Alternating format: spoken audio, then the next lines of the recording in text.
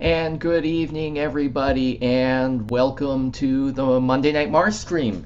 We're glad to have you here. Happy New Year to everyone, and we're really excited to be doing this special solo spotlight here on Monday Night MarshStream. Welcome to everyone who's watching us on YouTube Live. Welcome to everyone in our Zoom room.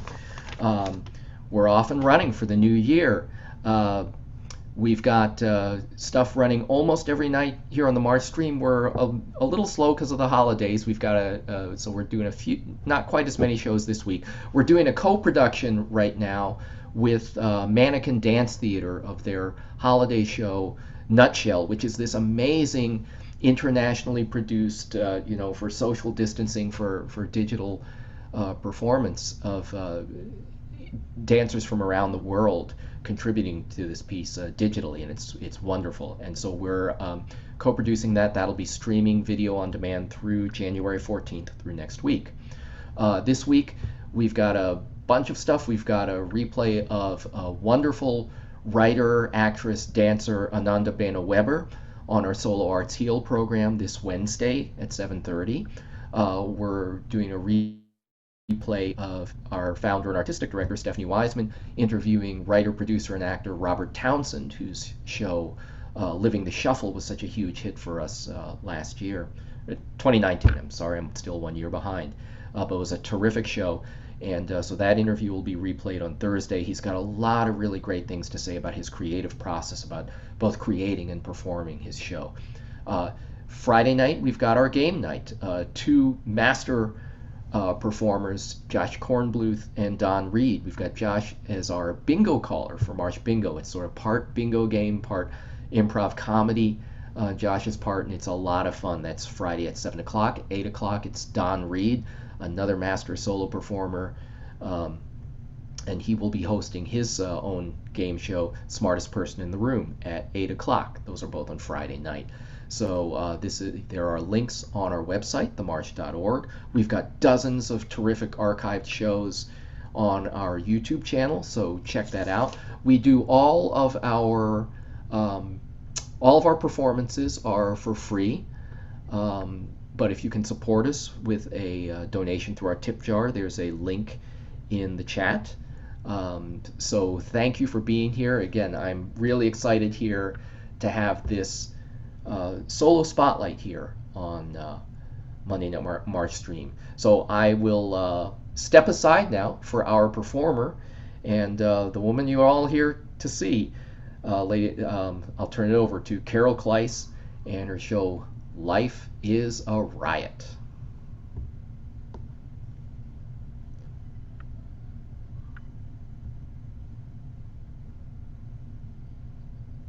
And could you unmute? We need to unmute you there, Carole. Sorry.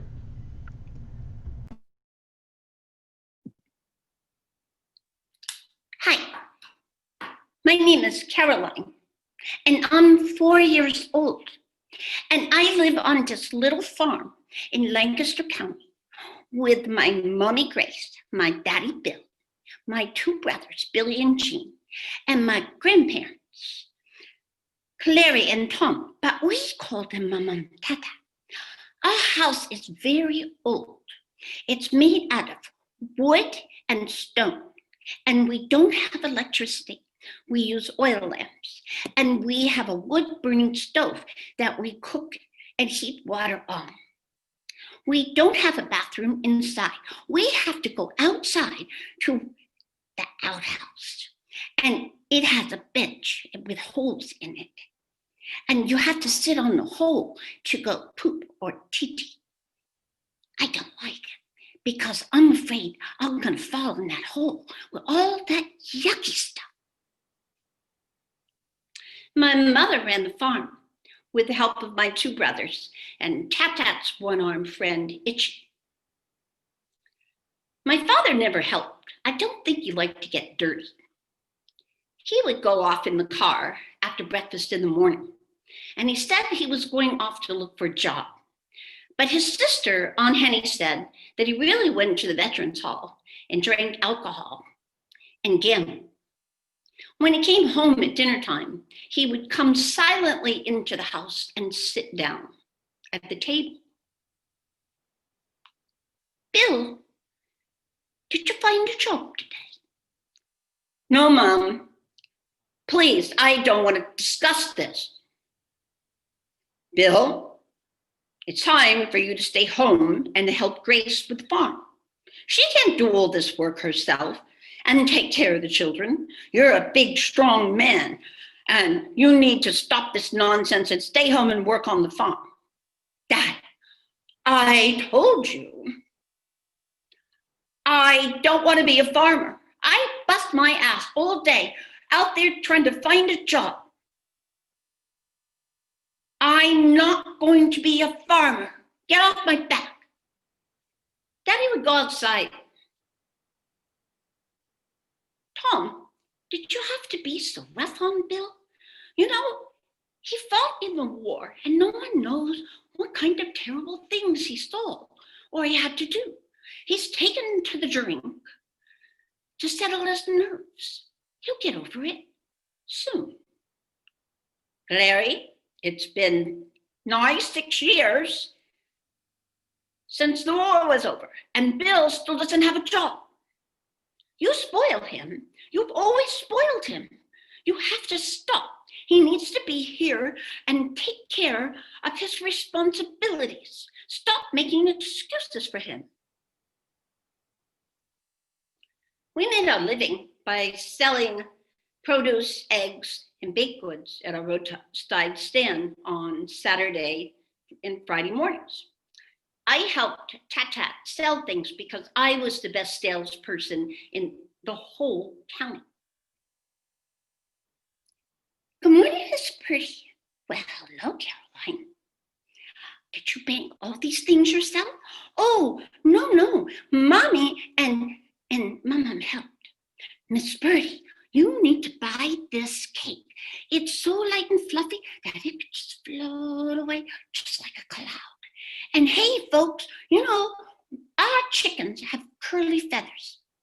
And if you buy our eggs, you might get curly hair. And our jams have a wee bit of magic in every jar. Mom said the leprechauns put it in there. We always sold all of our goods. And I would watch people go and come. And I would say, someday I'm going to go down that road and find out what's down there.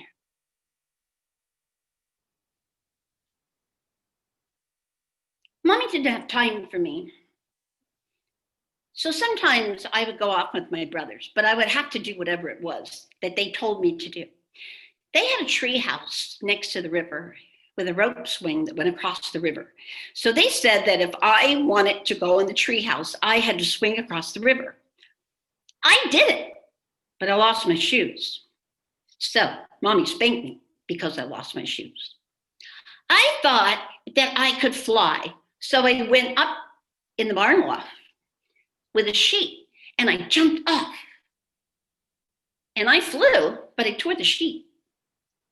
Mommy spanked me because I tore the sheet. She decided it would be better if I spent my time inside with Mum and Tat. Mum was crippled up from arthritis, so she rode around in a high back chair that had wheels, and I would bring things to her. She would have the aunties come over and they would gossip. They would say mean things about my mother's family and my mother. They called her a kraut. I liked hanging out with Tat. We would go fishing and he would take me to the Quaker meeting house with him. He told me that at the meeting house, they don't have a preacher, that you have the spirit inside of you. And when the spirit moves you, you get up and talk. So there was a man who was talking and he said that we should treat other people the way we wanted to be treated and that we should help people who needed help.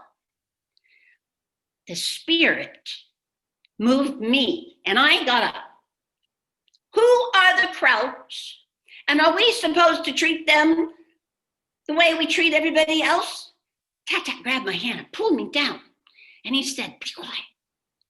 When we started to walk home, he said, don't do that ever again. Don't ever say that word. It's very mean.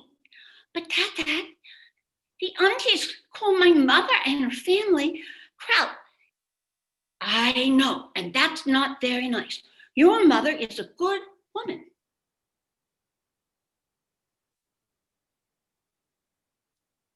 I had other chores to do that my mother gave me, feeding the chickens and collecting the eggs. When I would feed the chickens, I felt sorry for them because they were all cooped up in this little place. So I decided to let them go. And they were so happy. They were clucking and running around and having a great time. I think I started the free range movement. This was the beginning of my personal revolution. Mommy came running out of the house, yelling, oh my God, what have you done? Mommy, look, the chickens are happy. She grabbed me by the wrist, took me into the house, and started beating me with a leather belt as she said, I will beat this wildness, craziness out of you. It's the last thing I do. A couple days later, Tat took me to the schoolhouse, and he begged the first grade teacher to let me come to school. I was 4.5. Well, she's awfully young, but if she could be quiet and sit still, I'll give her a try. But if she acts up, I will send her home. Well, I couldn't sit still, so she tied me to my chair. And I couldn't be quiet, so she tied a scarf around my mouth. But she didn't send me home. I loved school. I could already read. And she would let me take books home. On the playground, the girls would not play with me because they said I was too little and that I dressed funny. So I hung out with the boys, and they were playing war. They played war with sticks and dirt bombs. Bobby was the general of the Americans, and Tommy was the general of the North Koreans. And Bobby said he was going to get General Eisenhower to come take over because he won the war in Europe. And Tommy said, you can't do that because General Eisenhower is the president of the United States now. And he has more important things to worry about, like the Russians. I never heard my brothers talk about this stuff, but I noticed they were digging something in the backyard. What are you making? We're making a bomb shelter. So when the Russians drop the bombs, we'll be safe. And if you tell anyone, we're going to lock you in there and the rats will eat you. My mom died at the end of October, and Tat was very sad. And he wouldn't go out with me or play with me anymore, and I couldn't cheer him up. About the same time, my parents started to fight. Bill, where are you going? God damn it, Grace, I told you I'm going to the VFW hall. I'm probably going to have to go fight in the Korean War, and I'm really nervous. And I need to be with my buddies. We take care of each other. Really? And who is supposed to take care of us? The Korean War is over. You're nothing but a liar, and I can't believe anything you said. I got scared when they would yell, so I would sit in the chair with Tata. And he said, Caroline, you're a very smart and brave girl, and no matter what happens, you will always survive. Always, you will survive. And you'll grow up to live all your dreams. Tat died that night, and I was very sad because he was my best friend. My father never wanted to be a farmer, so the farm was sold, and we moved to a mill town where they made paper. My Uncle Ben got my father a job there, and we moved into one of the mill houses, which had all the modern conveniences. It had electricity and a bathroom, heat, but my mother took that wood-burning stove, even though she had a gas range to cook on. My father bought a radio, and we listened to the news and to programs and to music. My brother started playing on baseball teams, and my mother bought us all new clothes because she wanted us to fit in. My mother had a friend, her cousin Barb lived close by, and everything seemed to be pretty good. Great, I'm going to Brother Jim's house to help him fix his truck. Bill, you take Billy with you. If you don't, he'll pester me all day and I've got things to do. Daddy drove off with Billy in the car in the morning. He came back that afternoon with Uncle Jim. They were both drunk and the back door of the car was open and Billy was gone. Bill, where's Billy? What did you do with Billy? Well, God damn it, it's your fault. You made him go with me. Uncle Jim got my mother in the car and they drove back and they found Billy laying on the side of the road. His head was bleeding and he was unconscious. They took him to the hospital. He had to stay there for a while, but he recovered from the head injury. But he was never quite right. My father was on his best behavior. And 9 months later, my little brother was born. But a couple of months after that, my father started leaving after work on Friday, and he would come back on Sunday evening, hungover, wearing all brand new clothes, and his pockets were empty. His whole paycheck was gone. My mother was furious. She hit him with a chair. She yelled and screamed at him, and she beat him. It was awful. I took my little brother upstairs in my room, and we went in the closet, and I put my hands over his ears. My mother had to take a job to be able to earn enough money to feed us. My father kept up his weekend binges. My mother started going out with her cousin Barb at nighttime. I was 8.5 years old. My brother Billy started coming to my room, and he would come and he would lay on top of me and he would put his hand over my mouth or a pillow over my face. And he would pump his body up and down, up and down. And he told me if I told anybody, he would kill me. My mother came home one night and she came in and she saw him and she grabbed me by the hair and slapped me in the face and she yelled at me, "You little whore, you little bitch." And I shoved her away and I called her a dirty kraut. 2 days later, her friends Frances and Elwood came and picked me up and took me to their house. I didn't know them very well, but they were very nice people. And they didn't have any children. So they took really good care of me. And we would eat dinner together and Elwood would help me with my homework. And he would tell funny jokes.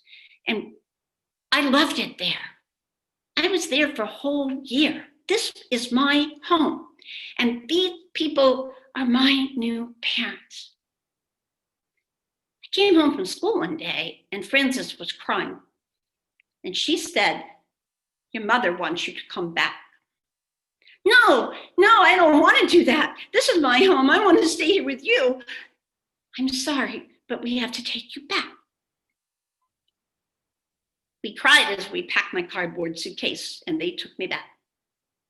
When I went into the house, it felt very cold and like I didn't belong there. This isn't my house. My mother looked different.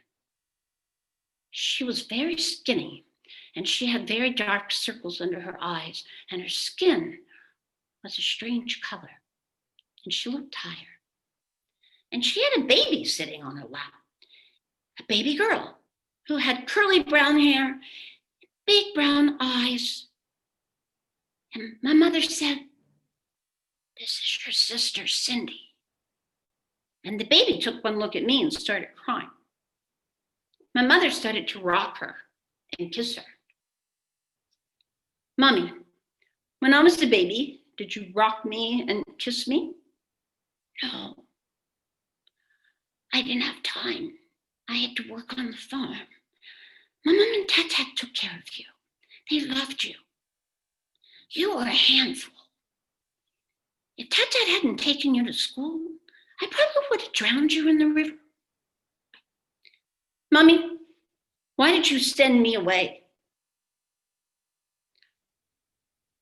I sent you away because ever since your brother had his head injury, he does bad things. And I was afraid that he would hurt you. He did hurt me. And I don't want to stay here. I want to go back with Francis and Elwood. They love me. I want to go there and live with them. I have a disease called cancer. And the treatments that I get make me sick and tired. And I need you here to help take care of your baby sister and your brother.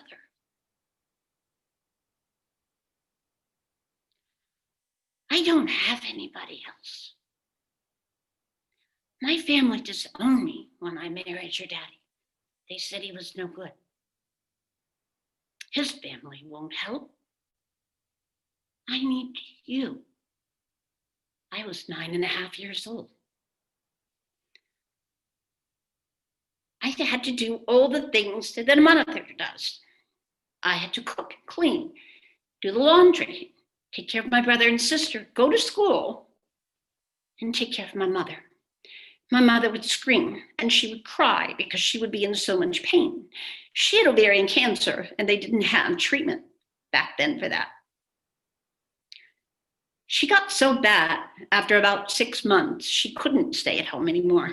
So she went to the hospital and she stayed in the hospital. And we never got to see her because they had rules about your age coming to visit. I was alone, pretty much in the house. My brothers would go to sports and then they would go off. My father would go to work and then he would say he was going to the hospital to see my mother. But she would call on the phone and she would be crying and she said he wasn't there. So I would lie to her and I would tell her that he had to work late. One night he came in and he brought a woman. And the next morning I found them on the couch naked.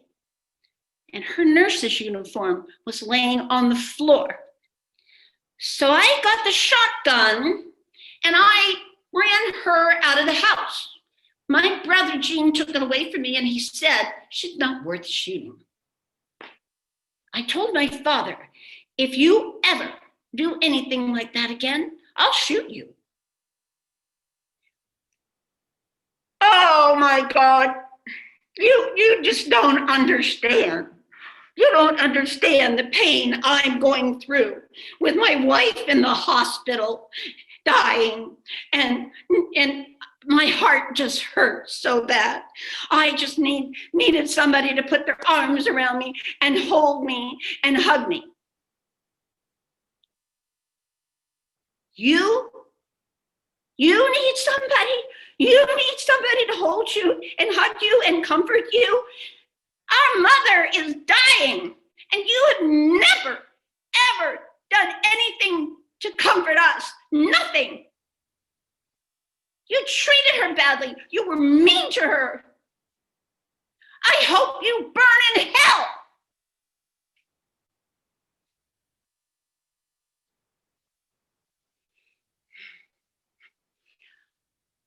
June 1st, 1960. I was 11 years old. I came downstairs in the morning and Uncle Harry was sitting at the kitchen table. Uncle Harry was married to my mother's sister, and I hadn't seen him in about 4 years. He was sitting there eating a piece of ham. Uncle Harry, what are you doing here? Well, Miss Sleepyhead, you don't know? Your mama died last night. People have been dropping off food this morning. Word travels fast. I don't believe you. What, about the ham? No, I don't believe that Mommy died.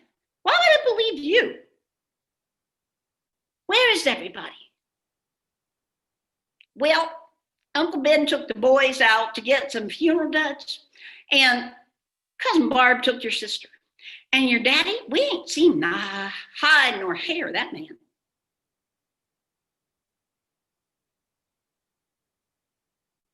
You know, your mama should have died a long time ago, but she was one stubborn woman. She just fought and fought, but that cancer, it just spread all over her body like an oil leak. And when all the oil leaks out of your engine, it goes kaput, dead, just like your mama. I turned on the radio. JFK was being interviewed. He's running for president. Is that Irish Mick Catholic man he running for president? Nobody's gonna vote for that man. Nobody. Well, come to think of it, they voted for Ike, and he was a Kraut. Uncle Harry, my mother was a Kraut. Your wife is a Kraut.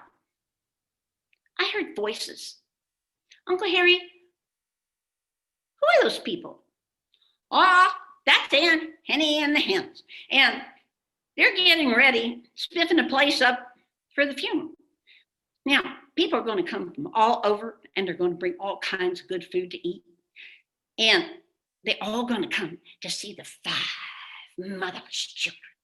And the widow lady's going to be eyeballing your daddy.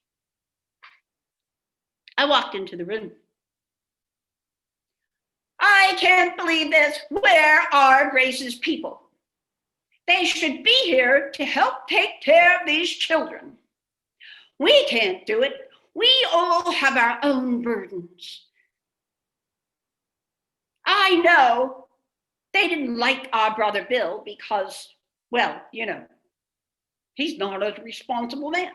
But he's going to have to step up and take care of these children, or he's going to have to get a new wife. I ran into the room. What are you doing here? You never came around here when Mommy was sick. You never helped us. You never did anything. You didn't even like her. Why are you here? You want people to think you cared? You don't care. Get out of my house. And I ran out the front door. And I ran, and I ran, and I ran, and I ran until I couldn't run anymore. I didn't cry. I was just empty. 2 weeks later, all the food was gone, all the people were gone, and I was alone at home with my brother and sister. My brothers had gotten jobs that summer working for local farmers, and my father would go to work and then he would go out later. He would put on what we had started calling his dandy clothes. Daddy dandy. The only fun I had was to listen to the radio. I listened to the Democratic Convention, and JFK is going to be the presidential candidate for the Democrats. And I listened to music, and I loved Gladys Knight. And I kept dreaming that someday I'm gonna be a big star, and I'm gonna buy a big house, and I'm gonna get a swimming pool, and I'm gonna fill my house with all the things that I like to eat, like ice cream. Yeah! Otherwise, it was boring. One day, Dandy Daddy came in his dandy outfit, waving this piece of paper. Well, I got your mama's death benefit check, and things are going to be a lot different around here. I know I haven't always been the best daddy, but I'm going to go cash this check, and then I'm going to buy a bunch of surprises, and I'm going to come back, and we're going to have a big party.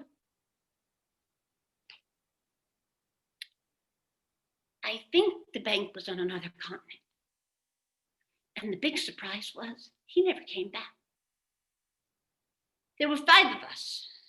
My brother Gene was 16 and a half, and Billy was 14. I was 11. My little brother was almost 5, and my little sister was almost 3.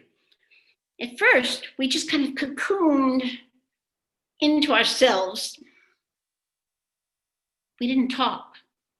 We just functioned. And after a while, survival mode kicked in. By November, we had no heat. We had no electricity.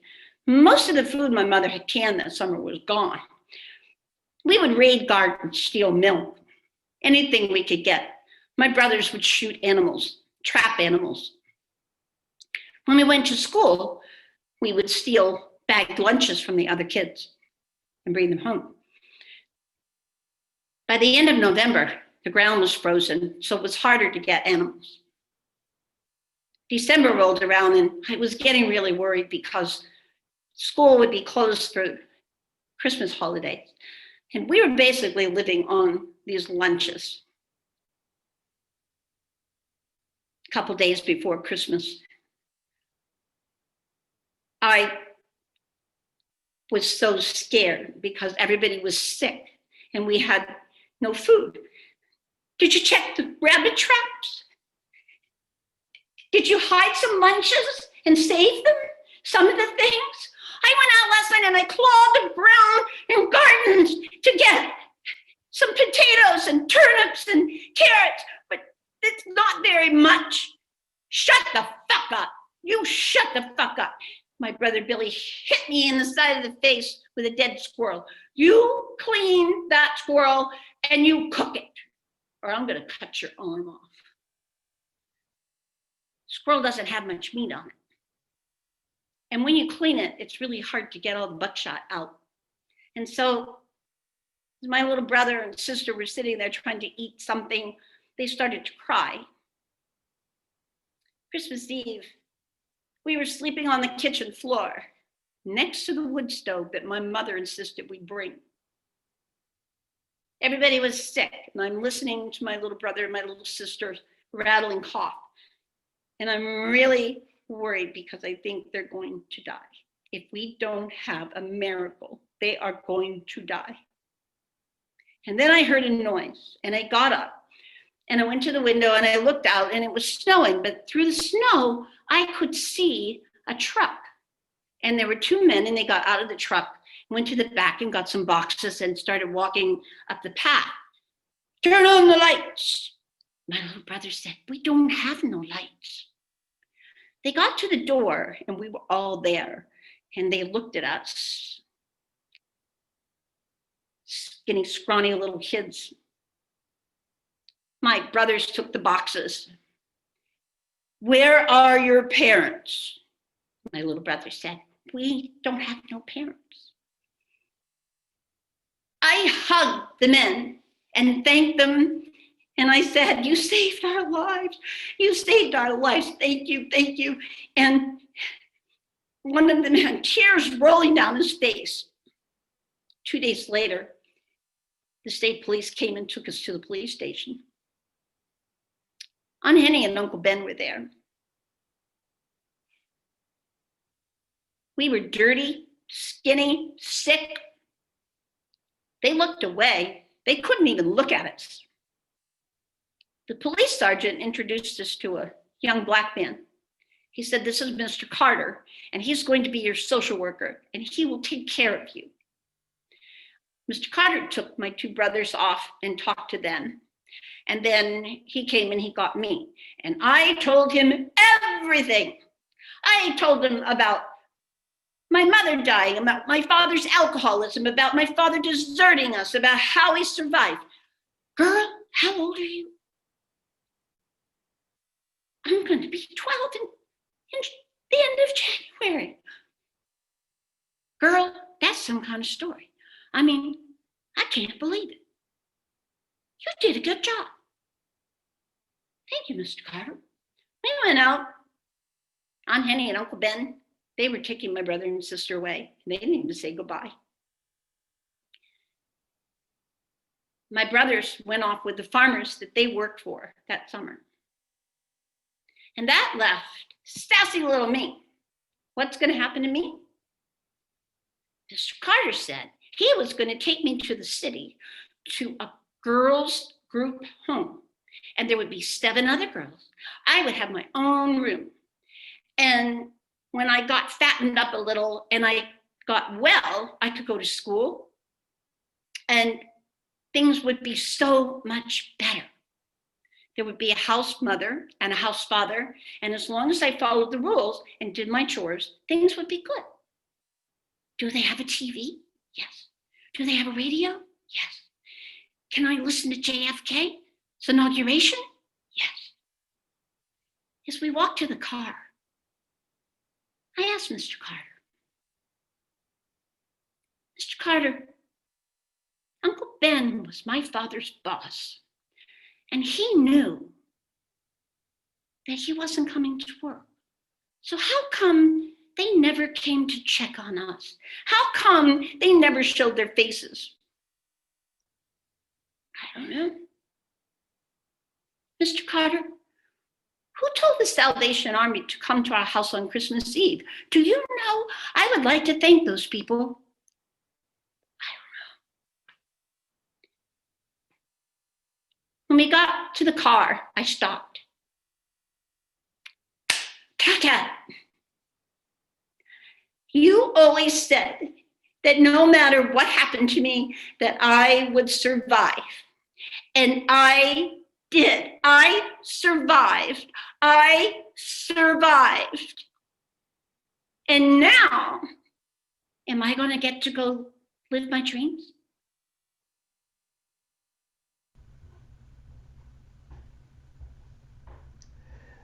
Thank you, Carole.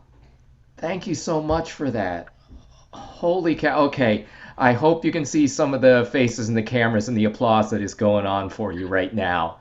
Um, wow. So we're gonna stick around for some Q&A here. So if you have questions or comments, please feel free to put them in the chat. I am gonna bring in Rebecca Fisher. Can I say one thing first? Of course. Okay, I would like to thank my director, Rebecca Fisher. So give Rebecca Fisher a hand, because she's an awesome director. Woo! Okay. Let's see. Rebecca. I'm going to ask you to pop your unmute yourself and get your camera on so we can have you in here for the discussion as well. Hey. Let's see. So we'll try and get your audio in. So I'd like to kind of make an observation and ask you a question, Carole, and this would also go to Rebecca, I think, on the development of this piece. Because you've created, I think, first of all, a really wonderful piece of theater for Zoom with your creation of this, turning your home into this set that evokes a certain mood, and then your use of the camera, the creation of this character who speaks to us with this wide-eyed and frankly often brutal honesty that's very, very affecting. But as I'm watching it, so there's a cinematic quality, there's a very theatrical quality, and then your language, it's popping into my head here and there. I'm thinking of things like, at moments I'm thinking of like Ray Bradbury's Dandelion Wine, and others Toni Morrison's The Bluest Eye. And so all these things, what were some of your inspirations and influences for this? It seems you must have been drawing from so much artistically. So I created originally a show starting in the middle, because as we go forward, what happened to me was I go to the girls' home, and that doesn't work out, and I run away, and then I end up in juvenile hall, and I run away from there, and then I live on my own for 6 years. And so I go through the first show I did was about that, and it was about how, after when I turned 18 and I was legal, and what I could do. And I, along the way, was getting political. And even though I was kind of quiet about it. But when I turned 18, it all came out. And so that part of it, I was in a riot when Martin Luther King Jr. was killed. And I was in the middle of a riot. And that was the title of my show, My Life's Riot. And so I had worked with David Ford, and David had suggested at one point that I go backwards. And that was really hard to do. It was harder to do that than to do all the other parts. And Rebecca encouraged me a lot to really get into my parents because I was reluctant to do it. Once I did it, it was okay, but I was really reluctant to do that. Yeah, there's always a point when you're creating something and someone says, oh, maybe you should go look under that mat. And you're like, I didn't want to go there. I didn't want to go there. I have this story to tell. And you did it so courageously. You sort of really took the leap, of like, I don't want to go there, but I'm going to have to go there to tell that part of the story. So you did a really fantastic job of just going at it. You were the brave girl that the story, shows with the material. Well, thank you, because writing this part of the story, there were a lot of tears. And the one thing that I told Rebecca was that every Christmas, all this comes back. Sure. But doing it this way and getting it out was healing. So this Christmas, even though COVID Christmas was much different, I didn't have that depression leading up to it that I normally get.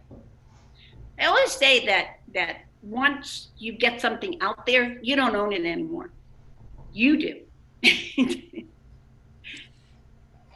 Carole, back in terms of connecting back to David's question about, it's interesting because this format is what I do think it really served this section of the piece really beautifully.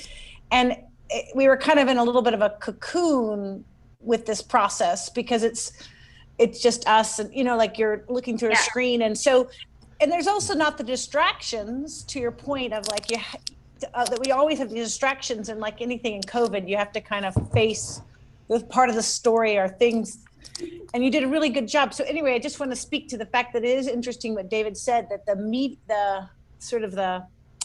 the Zoom frame, which actually, that just came together last week. It did, David. Wow. They moved a photo, and it was like, it does look wonderfully. Like, and then you added a few little elements.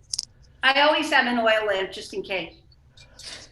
But what's interesting about Zoom is that it is very, you're dealing with a lot different, you're moving like an inch is huge, and learning to deal with the camera, or like you can't, she realized her glasses didn't work because there was such a glare. So being a brave soul going on there with no glasses, you did really great. Thank you. And it did make me think, what made me ask about, artistic influences, if you had any, because another thing I was thinking of, I was watching it, were various films like My Life as a Dog and Hope and Glory. Well, in the way that, as with this piece, you have a kind of epic sweep of America in this section here. As we, when Germans were Krauts and the Cold War and Eisenhower and Kennedy, and then there's Gladys Knight and everything that happens, and this move of American life from the rural to the urban and everything. It's this grand epic sweep. But then, as with those movies, those movies would kind of take but then they zero in on the kid, So what you did here was, in that sense, very cinematic to me, but it was also so intimate and theatrical. You just, the two of you just put so much in here that's really beautiful. I have to share with you some of the stuff going on here in the chat. And by the way, I will definitely send you this file because it's beautiful to read here. Very brave of you to share this. So proud of you.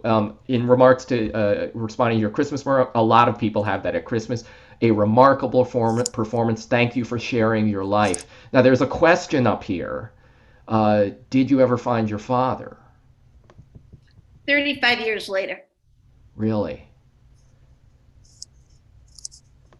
And he didn't know who I was. And his comment was that I thought you were dead. Wow. Now that other piece, the your post 18-year-old piece, what was that? And could you tell us, because someone is asking here, could you please share a link to that live on stage performance that is about your life after this, which is I assume what you were talking about. Yeah, so I I turned 18 and I tried to get in touch with my aunt and uncle because I would like to see my brother and sister, because that whole time during those years when I was on the run, I was constantly on the run. I was like an illegal alien and, always on the run. And I called my aunt and she just started yelling at me, and they were embarrassed. They were embarrassed because they never did anything to help us. And they blamed me for that. It was all my fault that they were embarrassed. And they decided that at first that I was dead. Then I must have been a prostitute. And then it was like, we don't want you having anything to do with your brother and sister because you'd be a bad influence on them.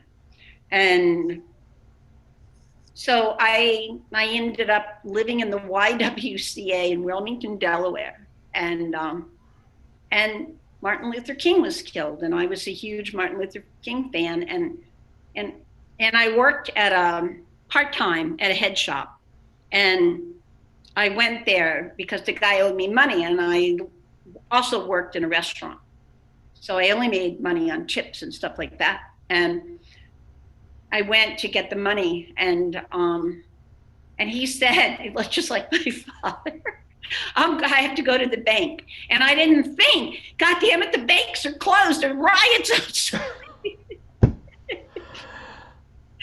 And my friend that I met at the Y, Anna, comes by because she's bored and she has turned herself into Twiggy. And two of us are in this shop waiting. And we can't go anywhere because we could hear the rioters coming down the street. And they're coming down the street. And I'm trying to think what to do. And Anna's saying, I know, I'll make a sign and put it in the window. And I'm thinking, she needs something to do, so go ahead. And she makes a sign and it says, "We love Negroes." We love Dr. King. And then, bricks started coming through the window. And I push her to the floor. And she gets up, and her false eyelashes are down, covering her eyes so she can't see, and she thinks she's blind. And so we go through this whole thing, and I find a gun, and we make our escape, and you'll have to come to the next show and see it. And people are interested. Believe me, if you look at the chat, and people are interested. In fact, I have to share this from Bruce. He says, "Extraordinary, lived it, watched the movie. This needs to be seen by so many more. What's next for this amazing work of deep, from the heart, emotional, wonderful, and compelling piece of theatrical art?" I share that question. What's next? Well, I have to shorten this part because I've got two other parts, and I take it. The middle part, I have not finished writing the last part, and after staying away from getting arrested and everything for 6 years, I get arrested and I end up in jail, and I'm sitting in jail, and you'll have to watch that new part of that show. Well, that's the great thing about, and this goes back to the Marsh, and I want to remind people of like what this opportunity to do this piece, and it's like this big chunk at the beginning. Carole has the opportunity to learn the beginning. She's had the chance to do the middle part, and then she does the end. And then what you do is you kind of put this huge thing together that's a little unwieldy and like the Odyssey, right?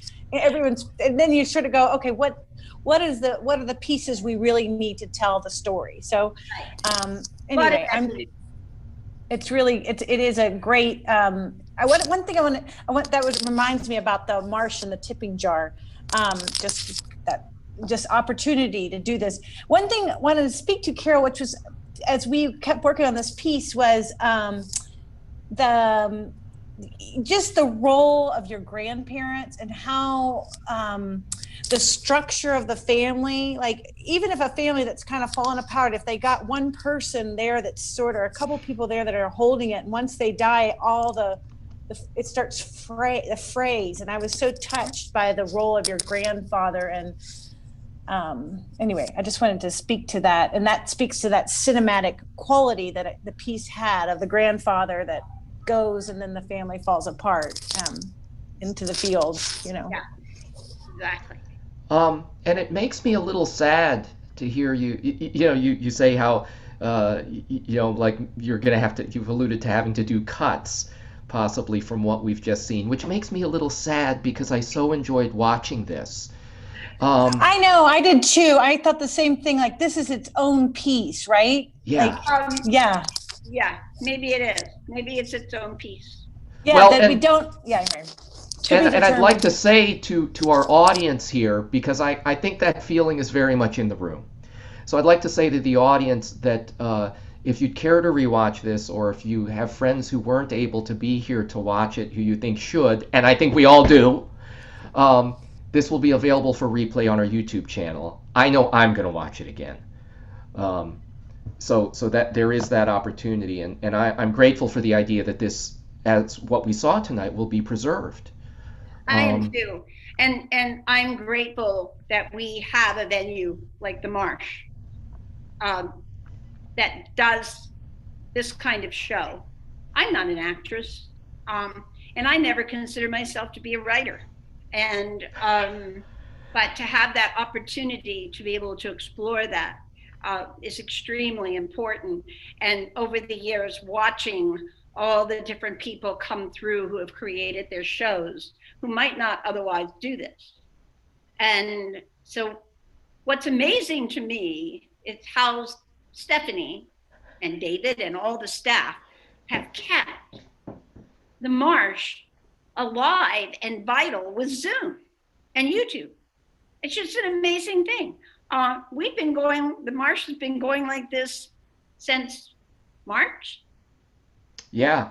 Yeah. Mm-hmm. And a lot of the other theaters have not. And they haven't had the amount of talent that we have, that we can, put up there, and people can try things out. And it's just an amazing place.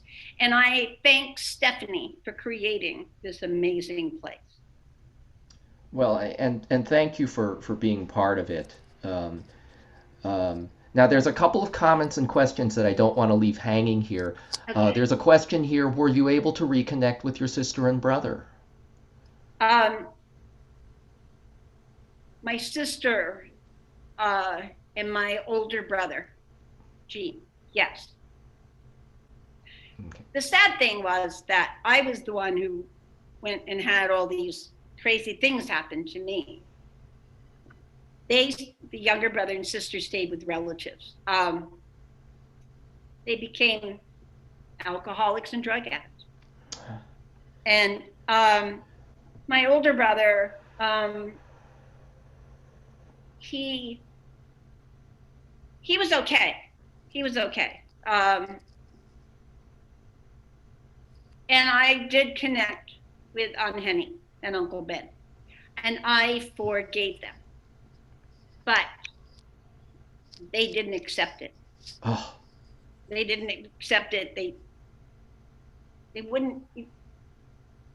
I think it was because they couldn't verbalize. They couldn't say we were wrong.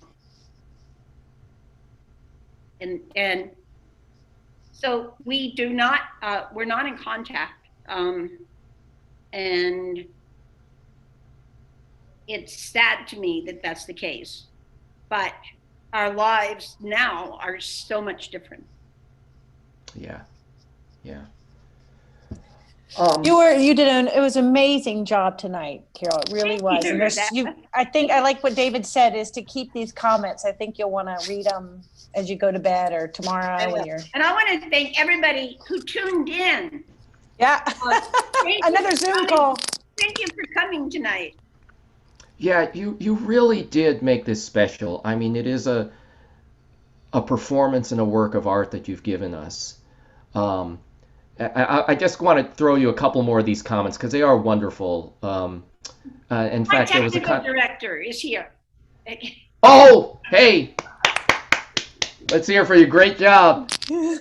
Now there have been several suggesting that maybe you need to create a trilogy with all this material.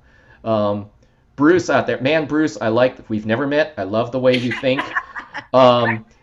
Bruce says it is a trilogy. It must, capital must, be written and performed and produced 30 minutes per episode or not a 3-hour, 3-part miniseries! Exclamation point. Like I said, I like the way you think, Bruce. All right. Just a suggestion. And like I said, I will absolutely send you this text document so you can read some of the. I would love it. I love this one also from Bruce. Wow. It is a quintessential human story, magnetic, illuminating, and powerful. Bruce should come to the marsh. Well, now you've kind of gotten at it a little bit, talking about your aunt and uncle and your being able to forgive them. And which gets at this thing I felt watching it, that one feeling I didn't really get, I mean a little bit here and there, was bitterness, which I think for me as a viewer could have made this a lot harder to watch. It's not that the pain isn't there, because boy howdy is it there, but I feel that you as the storyteller, you as the actress, are here to sort of shed a light on this. I mean, someone used the word illuminating, and I think you do that.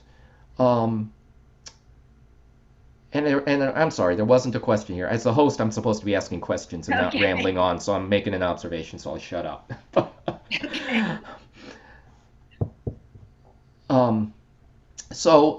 Yeah, we're kind of about where we're gonna wrap up here.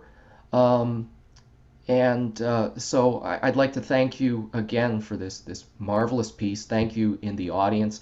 Again, spread the word. It'll be available for rewatching in our archives. Again, if you can support the Marsh through a tip jar donation, please do. We're like all the other arts organizations. We're doing what we can. Thanks for supporting us just by being here and letting the work breathe and have a life. We really appreciate that. So thank you, Carole, Rebecca. Thank you so much for this. Thank you, David. Thank you, David, and thank you to the Marsh. Yeah. Another great night out in the Zoom land of the Marsh. Thank you. All right. Thank you. All right. Good night, everybody. Adios. Bye, everybody. Thanks.